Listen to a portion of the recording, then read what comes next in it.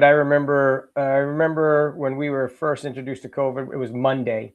We went into the office and we said to the team, we just a young team, we're like, we are not going to be affected by this at all. This won't even touch us. We're fine. By Friday, we said, maybe everyone should take their computers home. We never went back. The following was like, over. The only difference is in '08, I had double the size of our space. We had 100 cubes. We had a really big, high volume kind of organization and a lot of space. When COVID hit, we were renegotiating our lease for another, what would have been between 3 and 5 years. And we had just lucked out. COVID hit, we left.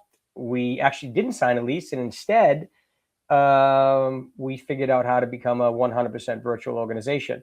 And so that might sound easy. And I know a lot of companies did it, but that was tough.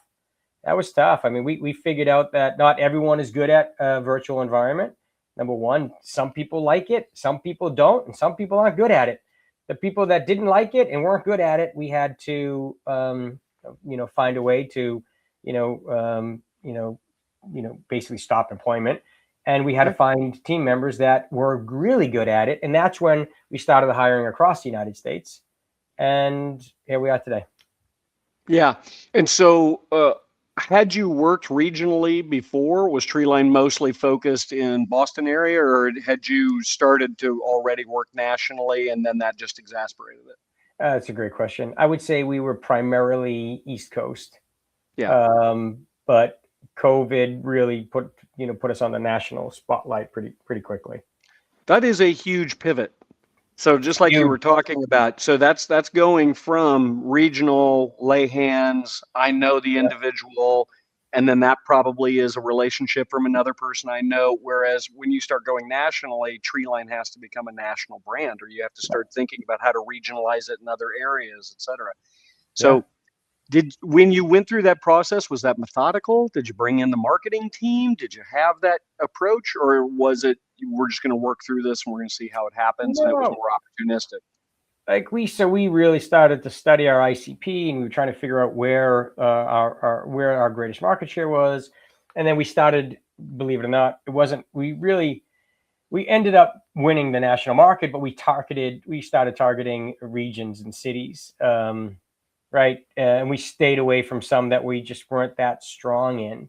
I can admit right now, New York is a really tough region. We struggle in New York. It's mostly because companies are not prepared for the compensation discrepancy in New York or San Fran in New York as they are for the rest of the United States. So when you tell them what they need to pay in New York, they don't want to hear it.